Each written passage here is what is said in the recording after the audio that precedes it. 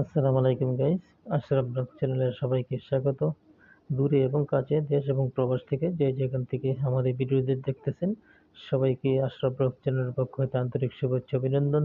তো গাইস, আজকে আমি চলে এসেছি আপনাদেরকে সেই বিখ্যাত কিশোরগঞ্জের বিখ্যাত পাগলা মসজিদের সামনে।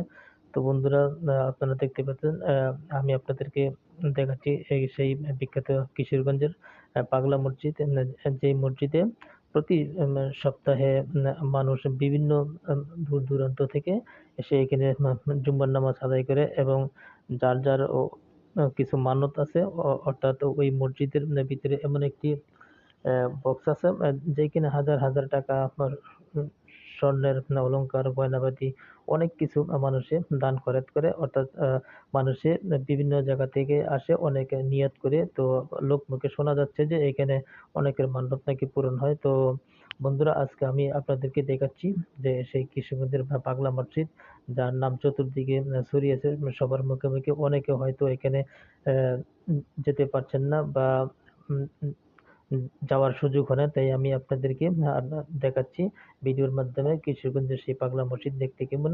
তো আশা করি আমার এই ভিডিওটি দেখে আপনাদের অনেক ভালো লাগবে।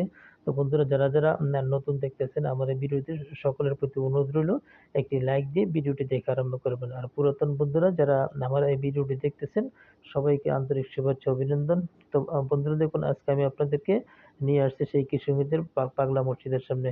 তো এখানে প্রতি শুক্রবার আপনার বিশাল বড় জমায়েত হয়, এবং বিভিন্ন জায়গা থেকে মানুষ, অনেক বাস গাড়ি নিয়ে, বিশাল বড় বড় উম, বাস, এবং যেভাবে আসতে পারে ঠিক সেভাবে এসে এখানে এসে জুম্মার নামাজ আদায় করে। ঠিক আছে? তো অনেকে অনেক মান্যত নিয়ে আসে। তো মান্যত দিলে নাকি মান্যত পূরণ হয়। তো আজকে আমি আপনাদেরকে সেই কিশোরগঞ্জের বিখ্যাত পাগলা মসজিদের সামনে থেকে আপনাদেরকে সরাসরি দেখাচ্ছি। তো বন্ধুরা, দেখুন, আপনারা ভিডিওটি দেখে আশা করি আপনাদেরকে অনেক ভালো লাগবে। তো ভিডিওটি ভালো লাগলে অবশ্যই আমার চ্যানেলটিকে সাবস্ক্রাইব করবেন এবং পাশে থাকা বেল আইকনটি ক্লিক করে দিবেন। আর ভিডিওটি একটু বেশি বেশি করে বন্ধুদের মধ্যে শেয়ার করে দিবেন। নতুন হলে চ্যানেলটিকে সাবস্ক্রাইব করে দিবেন। তো আজকের মতো বন্ধুগণ, এখানে বিদায় নিলাম। আল্লাহ হাফেজ।